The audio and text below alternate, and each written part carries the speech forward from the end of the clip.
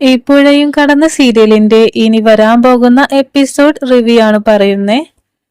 വിനീത് വിശാലിനെ പിടിച്ചു വലിച്ച് ജയബാലന്റെ അടുത്തേക്ക് കൊണ്ടുവരികയാണ്. വിനീത് വിശാലിനെ നാട്ടുകാരുടെ ഇടയിലൂടെ നാണം കെടുത്തി കൊണ്ടുവരുന്നേ കണ്ട് ജയബാലൻ ദേഷ്യത്തിൽ വിനീതിനെ തുറിച്ചു നോക്കുന്നുണ്ട്.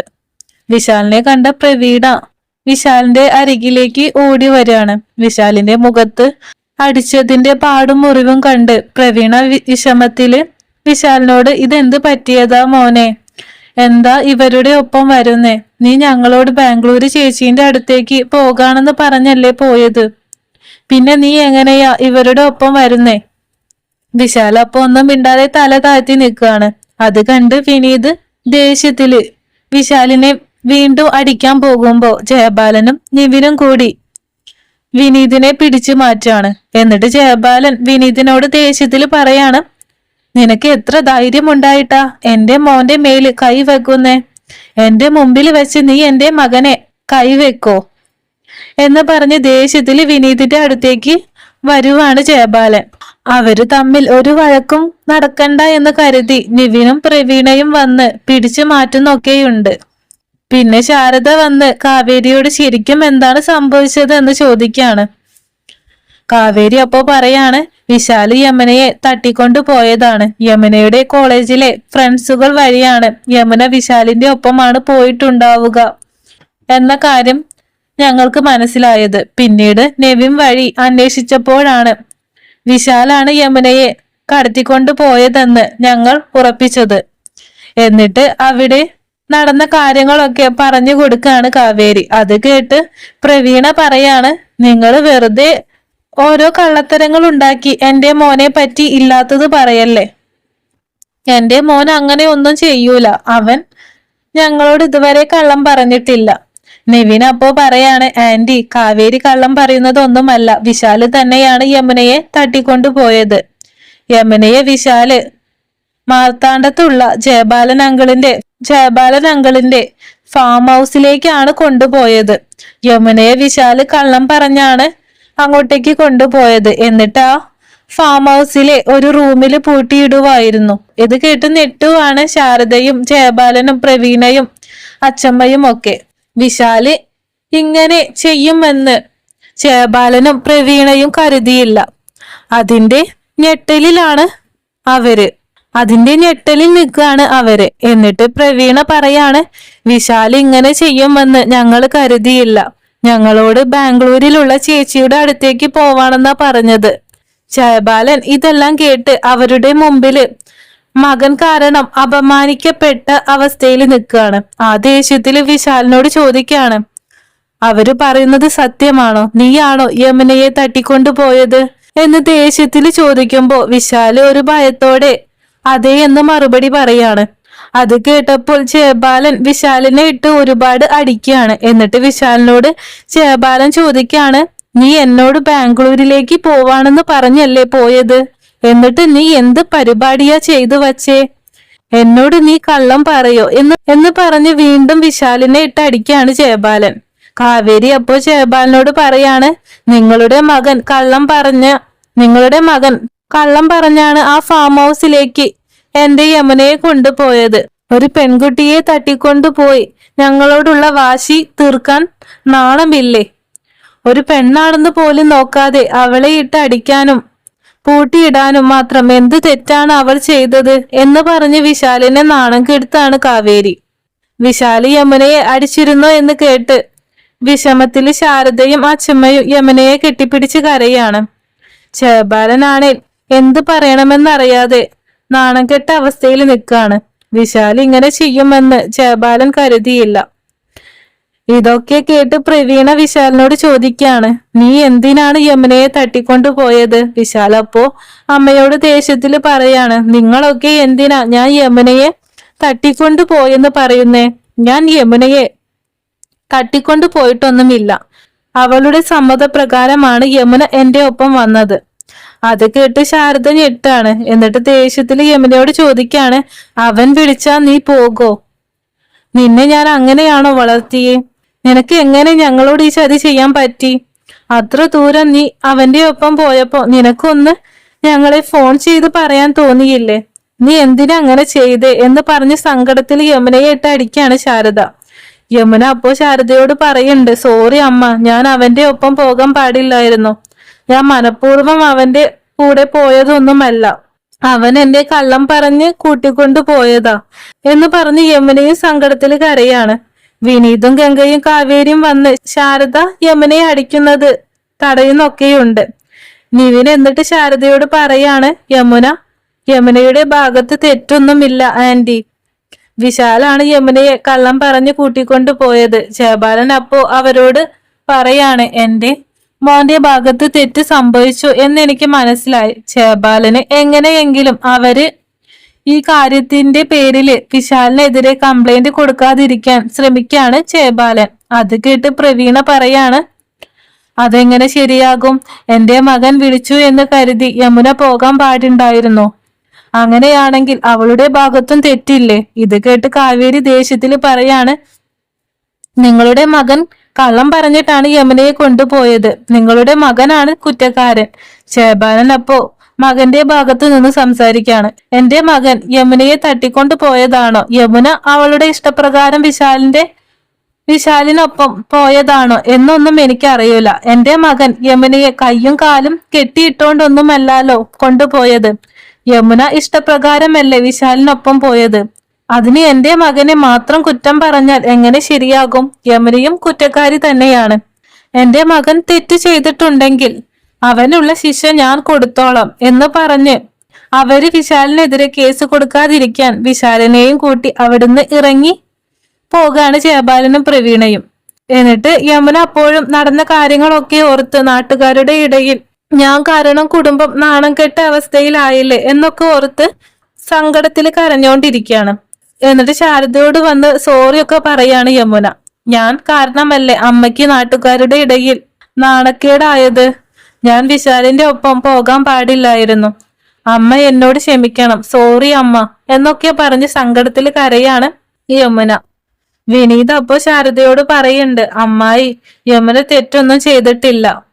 യമുന ഇപ്പോ തന്നെ ഈ നടന്ന കാര്യങ്ങളൊക്കെ ഓർത്ത് പേടിച്ച അവസ്ഥയിലാണ്. ഇനി അവളോടൊന്നും ചോദിക്കാനൊന്നും നിൽക്കണ്ട. ശാരദയ്ക്കും അപ്പോ യമുനയുടെ അവസ്ഥ കണ്ട് സങ്കടം വരുന്നുണ്ട്. എന്നിട്ട് ശാരദയും കാവേരിയും ഗംഗയും കൂടി യമുനയെ ചേർത്ത് പിടിച്ച് ആശ്വസിപ്പിക്കുകയാണ്. ജയബാലനും ഭാര്യയും കൂടി വിശാലിനെ വീട്ടിലേക്ക് കൊണ്ടുവരാണ്. ഈ കാര്യം പറഞ്ഞ് രാജേശ്വരിയും ജയബാലന്റെ വീട്ടിലേക്ക് വരുന്നുണ്ട്. ജയബാലൻ എന്നിട്ട് അവരുടെ ഇടയിൽ നാണം കെട്ട ദേഷ്യത്തില് വിശാലിനെ ഇട്ട് അടിക്കുകയാണ്. അപ്പോ പ്രവീണയും രാജേശ്വരിയും വന്ന് ജയബാലനെ പിടിച്ചു മാറ്റുന്നൊക്കെയുണ്ട്. ജയബാലൻ അപ്പോ അവരോട് പറയാണ്, അവൻ ചെയ്ത പരിപാടിക്ക് പിന്നെ ഞാൻ ഇവനെ എന്താ ചെയ്യാ? ഒരു പെണ്ണിനെയാണ് അവൻ കടത്തിക്കൊണ്ടു പോയത്. അവര് കംപ്ലൈന്റ് കൊടുക്കാത്തത് കൊണ്ട് മാത്രമാണ് ഇവൻ ഇവിടെ നിൽക്കുന്നത്. എനിക്കറിയാവുന്ന പോലീസ് ആയതുകൊണ്ട് നീ രക്ഷപ്പെട്ടു, അല്ലെങ്കിൽ നീ ഇപ്പോ ജയിലിലായാനെ. ഇത്ര പറഞ്ഞിട്ടും അവനൊരു പേടിയില്ലാതെ നിൽക്കുന്നത് കണ്ടില്ലേ എന്ന് പറഞ്ഞ് വീണ്ടും വിശാലിനെ ഇട്ട് അടിക്കാണ്. എന്നിട്ട് പറയാണ്, എന്റെ കാര്യം നോക്കാൻ എനിക്കറിയാം. അതിൽ നീ വന്ന് ഇടപെടാൻ നിൽക്കണ്ട. നിന്നോട് ഞാൻ പഠിത്തത്തിൽ ശ്രദ്ധിക്കാനാ പറഞ്ഞത്. ഒരു പെൺകുട്ടിയെയാണ് നീ തട്ടിക്കൊണ്ടു പോയത്. അതിനേക്കാൾ വലിയ അപമാനം ഇനി വരാനില്ല. രാജേശ്വരി അപ്പോ വിശാലിനോട് ചോദിക്കാണ്, നീ എന്തിനാ ഇങ്ങനെ ചെയ്തേ? വിശാൽ അപ്പോ പറയാണ്, എന്റെ ചേച്ചിക്കും നിവിനും കല്യാണം ഉറപ്പിച്ചു എന്നല്ലേ പറഞ്ഞത്. പക്ഷേ ഞാൻ കോളേജിലേക്ക് പോണ വഴി നിവിനും കാവേരിയും സംസാരിക്കുന്നേ കണ്ടു. നിവിൻ ചേട്ടൻ കാവേരിയോട് ഇഷ്ടമാണെന്ന് പറയുന്നതാ ഞാൻ കേട്ടത്.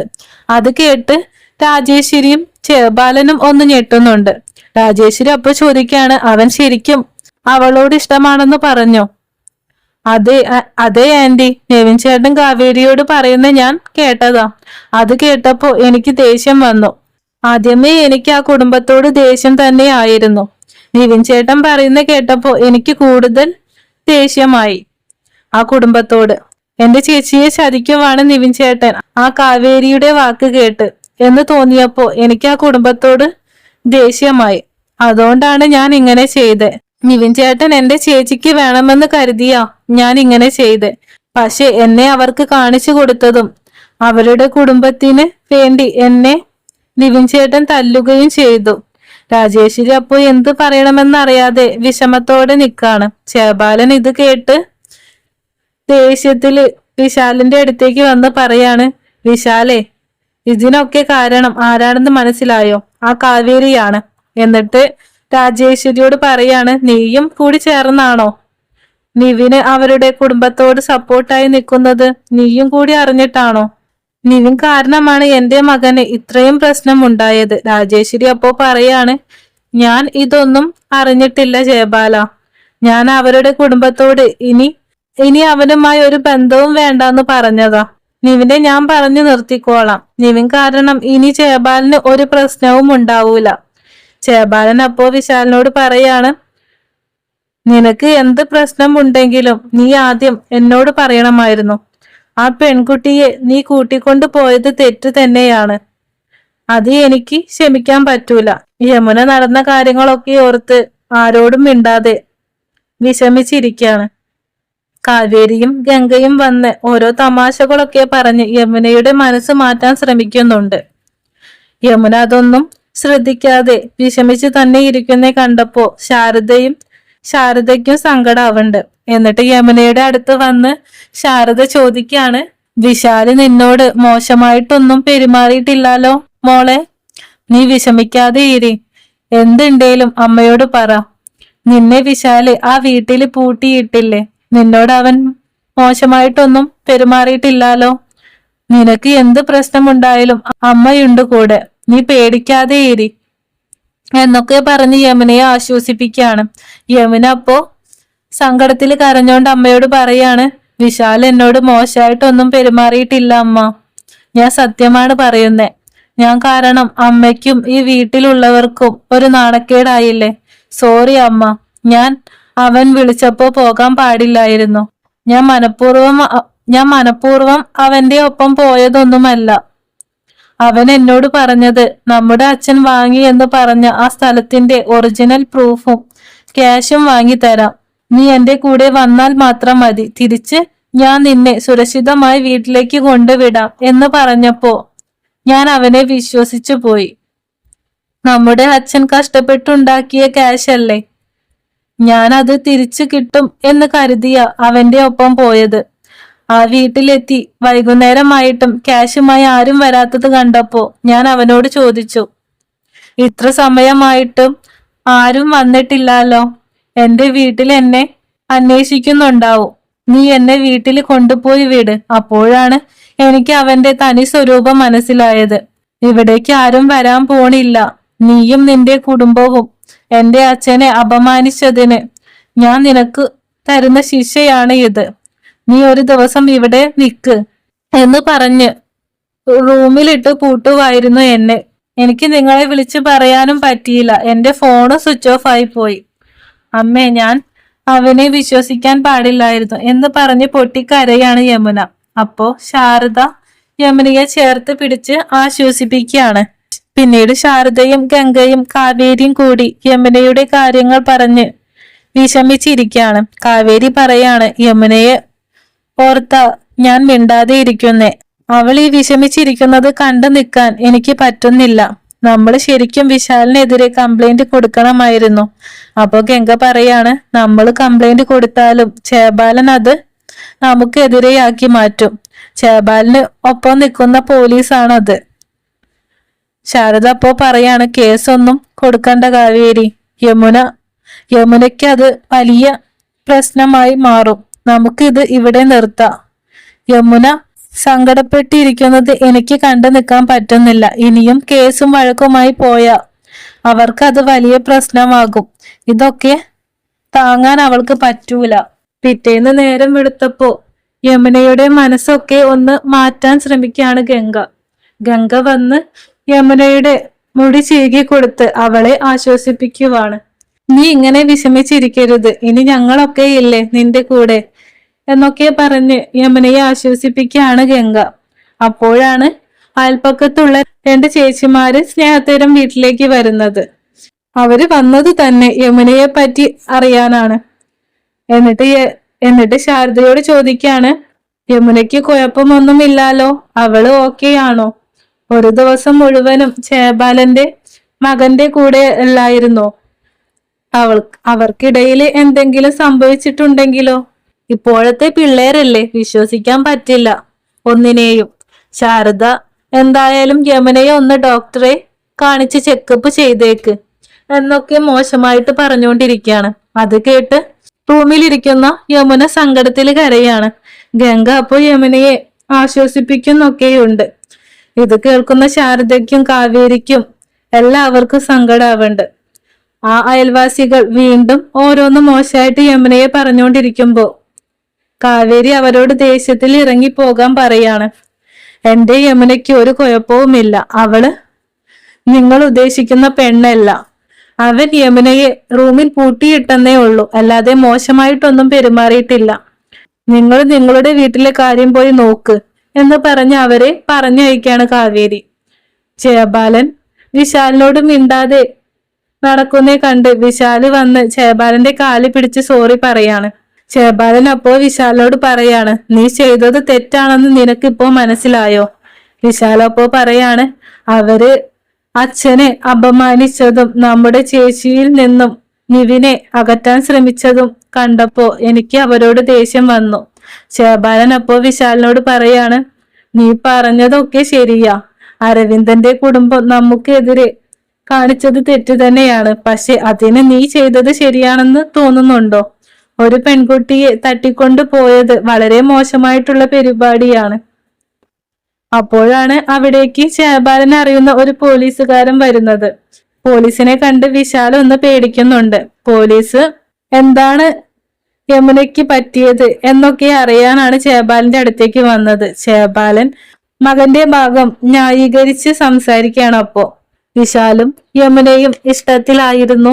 വീട്ടുകാർ സമ്മതിക്കില്ല എന്ന് കരുതി ഒളിച്ചോടിയതാ, അല്ലാതെ അവർ തമ്മിൽ ഒരു പ്രശ്നവുമില്ല എന്ന് പറഞ്ഞ് മകന്റെ ഭാഗം ന്യായീകരിച്ച് സംസാരിക്കുകയാണ് ജയബാലൻ. എന്നിട്ട് ജയബാലൻ വിനീത് വിശാലിനെ അടിച്ചതിന്റെ ദേഷ്യത്തില് വിനീതിനെതിരെ ഒരു കംപ്ലൈന്റ് കൊടുക്കാണ്. എന്റെ മകനെ യമുനയുടെ വീട്ടുകാര് മർദ്ദിച്ചു, വിനീത് എന്റെ മകനെ കൊല്ലാൻ ശ്രമിച്ചു എന്നൊരു കംപ്ലൈന്റ് കൊടുക്കുകയാണ് ജയബാലൻ. അപ്പോൾ വീഡിയോ ഇഷ്ടപ്പെട്ടാൽ ലൈക്ക് ചെയ്യാനും ഷെയർ ചെയ്യാനും സബ്സ്ക്രൈബ് ചെയ്യാനും മറക്കല്ലേ.